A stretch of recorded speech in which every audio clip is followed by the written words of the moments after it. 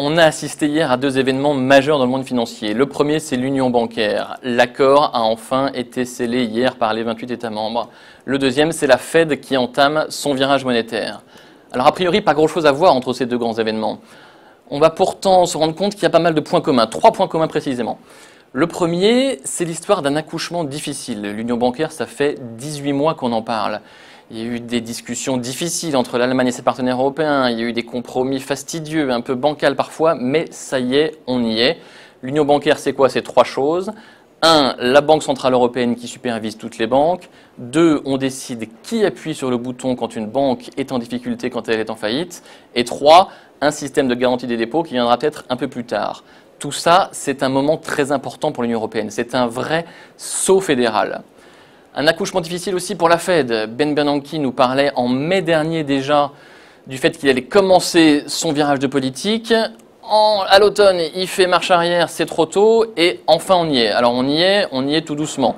La Fed va réduire de 10 milliards de dollars ses achats d'actifs chaque mois. Elle achetait 85 milliards chaque mois, elle va acheter 75 milliards. L'accouchement fut difficile, mais ça y est, on y est, et c'est le signe que la croissance américaine va mieux. C'est le deuxième point commun. L'union bancaire et la Fed, c'est une histoire de confiance. La croissance américaine va mieux, je le disais.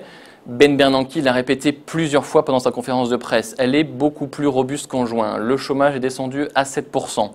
On a en plus la menace de shutdown qui paraît écartée.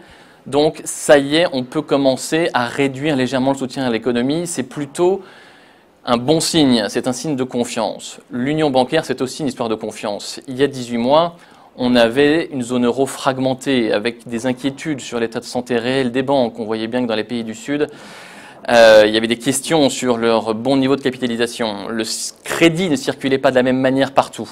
Il fallait vraiment mettre ça de côté, renforcer la confiance dans le système bancaire, et c'est bien l'objectif de l'union bancaire pour permettre un meilleur financement de l'économie, pour permettre vraiment de relancer une croissance en Europe qui encore est à des niveaux assez faibles.